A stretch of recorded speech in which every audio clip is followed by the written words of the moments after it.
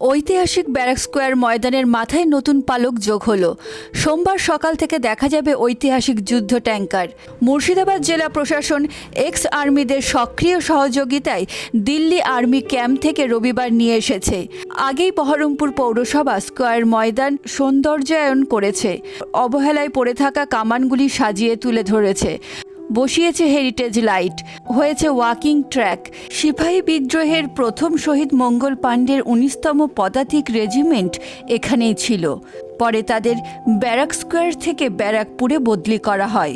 Baharampur barrack square মাঠের আনাচে কানাচে কান পাতলেই শোনা যায় পদাতিক বাহিনীর বিদ্রোহের গর্জন। পালকি চড়ে ব্যারাক স্কোয়ার মাঠের ওপর দিয়ে চলেছিলেন তৎকালীন ডেপুটি ম্যাজিস্ট্রেট বঙ্কিম চট্টোপাধ্যায়। নেটিভের ওই স্পর্ধা মানতে পারলেন না ইংরেজ সাহেব কর্নেল ডাফিন। তিনি অপমান করলেন সাহিত্যিক সম্রাটকে। বঙ্কিমচন্দ্র ছেড়ে দেওয়ার পাত্র ছিলেন না। সংঘাত গড়ালো আদালত পর্যন্ত। সবশেষে বঙ্কিমচন্দ্রের কাছে ক্ষমা চেয়ে নিষ্কৃতি মেলে কর্নেল সাহেবের। 1947 সালের 15ই আগস্ট অবিভক্ত কমিউনিস্ট পার্টির জেলা নেতা সুধীন সেনের গাওয়া গানের তালে পাকিস্তানের জাতীয় পতাকা উত্তোলনের ইতিহাস এই মাঠেই লেখা আছে।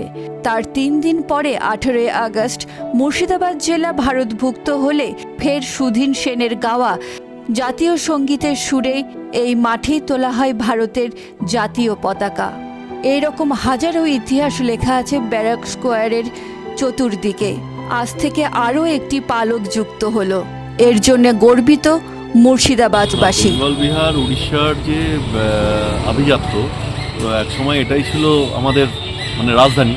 সেই রাজধানীর বুকে যে ব্যারাক স্কোয়ার, যেখানে ইংরেজদের লর্ড ক্লাইভ থেকে আরম্ভ করে বিভিন্ন যারা আধিকারিকরা ইংরেজদের থাকতো, তারপর থেকে যে এই যুদ্ধ সরঞ্জাম যে ব্যবহার হয়েছে, যেগুলো এখন আমাদের এই ব্যারাক স্কোয়ারে আগামী বিগত দিনেও দেখা গেছে 4 কোণায় 4টে করে কামান ছিল বা আরও ইকুইপমেন্টস ছিল, সেগুলো এখন তো দেখা যেত না। এখন নতুন করে যেগুলো সাজছে, এবং সেটা বহরমপুর মিউনিসিপ্যালিটির চেয়ারম্যান নারু গোপাল মুখার্জির হয়তো তার সুন্দর একটা জেলার বুকে যে একটা ভালো জায়গা তৈরি করার সৌন্দর্যায়নের জন্য যে এটাকে এনেছে, তার জন্য অসংখ্য ধন্যবাদ বহরমপুরের চেয়ারম্যান নারু গোপাল মুখোপাধ্যায়কে, এবং সঙ্গে যারা সংশ্লিষ্ট রাজ্য সরকার যারা কাজ করছে এটা নিয়ে। আরও বেশি ভালো লাগছে যে ব্যারাক স্কোয়ারকে আরও সৌন্দর্যের দিকে, যেখানে যুদ্ধ হয়, ট্যাঙ্ক যেখানে ব্যবহার হয়, এটা যুদ্ধের যে বোমাগুলো থাকে, যেগুলো ল্যান্ডমাইন পাতা থাকে, সেই ল্যান্ডমাইন টেস্ট করার জন্য এটা। এবং এটা এর মধ্যে হয়তো কিছু বারুদ নিয়ে যেতে পারে, গোলা নিয়ে যেতে পারতো, এগুলো নিয়ে যায় এই ইটা করে, কিন্তু বেসিক্যালি এটা টেস্ট করার জন্য, যে ল্যান্ডমাইন বা এই ধরনের টেস্ট করার জন্য এটা একটা রণতরীর হিসাবে ব্যবহার হয়। বহরমপুর অ্যাকচুয়ালি এটা আমাদের আভিজাত্য। এটা বহরমপুর শহরের এই কামানটা হচ্ছে, এই ট্যাঙ্কটা হচ্ছে আমাদের আভিজাত্য। এটা আমাদের একটা গর্বের বিষয় যে আমাদের অ্যাকচুয়ালি বহরমপুরে তো এই জায়গা থেকে সেই সিপাহী বিদ্রোহের সূচনা হয়েছিল। তো সেখান থেকে দেখতে গেলে একটা ঐতিহাসিক জায়গা।